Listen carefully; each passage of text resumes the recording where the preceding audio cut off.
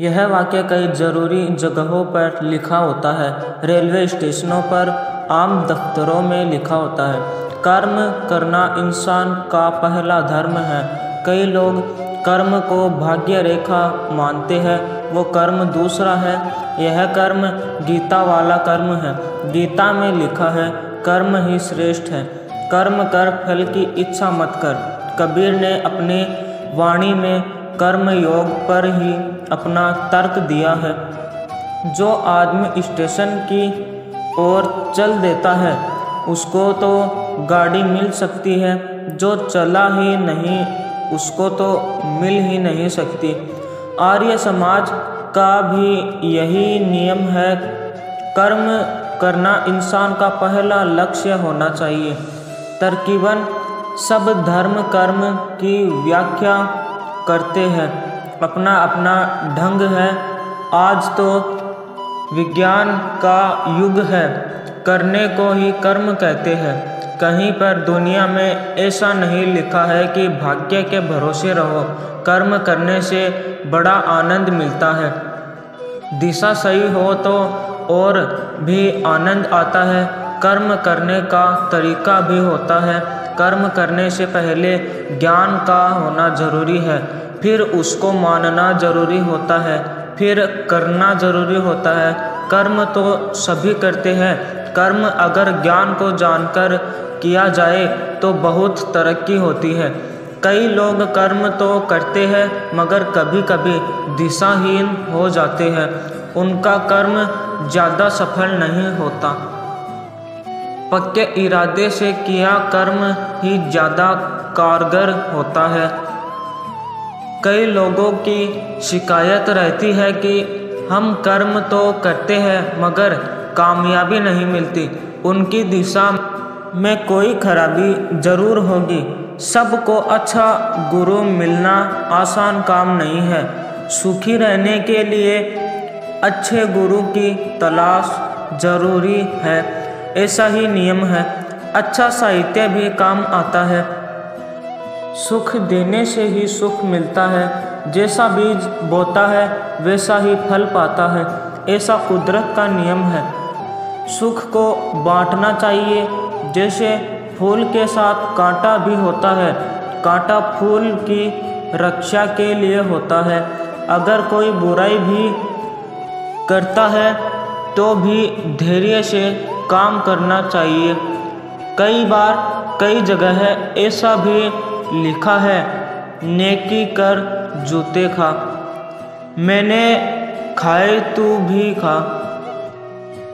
कुछ लोगों का ऐसा मानना भी है, हो सकता है किसी को धोखा हुआ हो।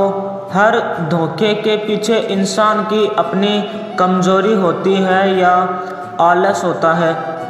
कहावत असली यही है, नेकी कर कुएं में डाल, नेकी करके उसे भूल जा। गंदे आदमी की तरफ मत ध्यान दे। हर तरफ के इंसान दुनिया में है, कुछ अच्छे और कुछ बुरे। कुदरत ने इंसान को ईमानदार ही बनाया है। जब कोई अच्छा काम देखता है उसे अच्छा लगता है। जब गर्मी में ठंडा पानी किसी प्याऊ से पीता है, एक बार उसके मन में ध्यान आता है कि रब के बंदे ने यह पानी का प्याऊ लगाया है। काम में भी ऐसा ही होता है। अच्छाई देखकर इंसान का मन पिघल जाता है। उसका मन भी करता है कि मैं भी कुछ जरूर करूं। खासकर जब इंसान बड़ी उम्र का होता है तो ईश्वर की बहुत याद आती है, क्योंकि एक समय बाद उसे हर हालत में जाना होता है। चाहे राजा हो या रंक, सबको सफ़र करना होता है। किसी का सफ़र आसान होता है, किसी का मुश्किल होता है। करना सबको पड़ता है। कभी कभी इंसान सोचता है कि मैंने किसी का बुरा नहीं किया, जितना भला हो सकता किया।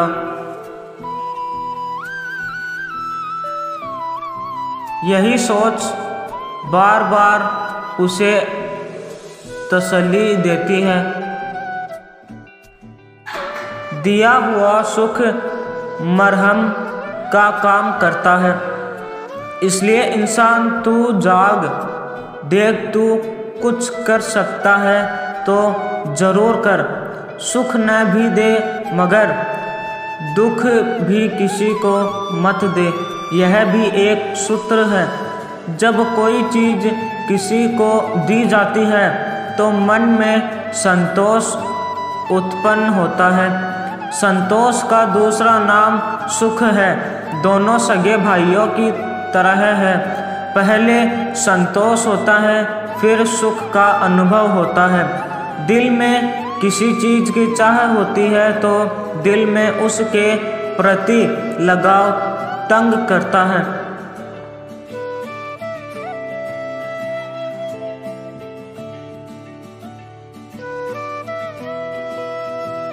वो दुख का कारण बनता है। सब चीज़ें सबके पास नहीं होती। कुछ मिलाकर देने से ही मन में सुकून मिलता है। जब इंसान बुढ़ापे की ओर बढ़ता है तो दिया हुआ बहुत याद आता है। मन में संतोष भी होता है। अगर किसी को कोई चीज़ देनी है तो देने से भी ज़्यादा ली हुई चीज़ की याद आती है और कोशिश करता है कि वापस कर दूं। फिर टाइम निकल चुका होता है। करने की इच्छा भी होती है मगर होता कुछ नहीं। दिया और किसी को जाता है, लिया किसी और से जाता है।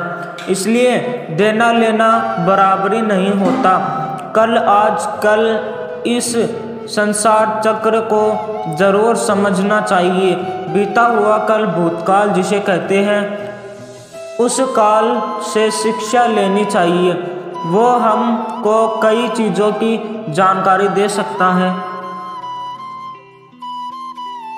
जो बीते हुए काल में गलतियां हुई हो उसे हम आगे न करें, ऐसा विचार करना चाहिए। जो हमारे पूर्वजों ने अच्छे काम किए हैं उन्हें दोहराना चाहिए। भूतकाल शिक्षा का समय होता है। हर इंसान को भूतकाल को याद रखना चाहिए। संसार को शिक्षा देने वाला भूतकाल ही है। वर्तमान काल जिसमें हम जी रहे हैं, आज कोई ऐसा काम न करे जिससे आने वाला कल विपत्ति लेकर आए, ऐसा विचार करना चाहिए। आज को जितना अच्छा बना सके बनाना चाहिए।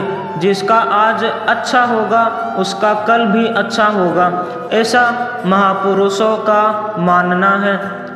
जो आज बोओगे वही कल काट सकोगे, ऐसा ही संसार का विधान है।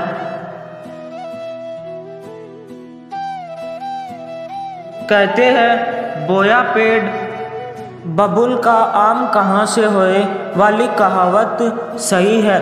कई लोग आने वाले कल की परवाह नहीं करते।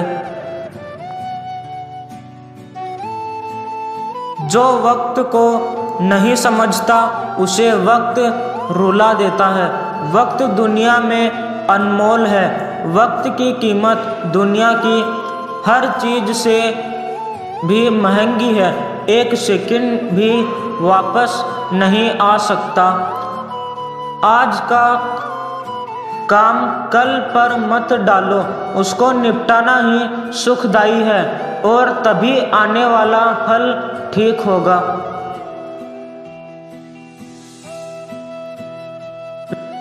वीडियो अच्छा लगा हो तो लाइक करें, सब्सक्राइब करें और अपने दोस्तों में शेयर करें।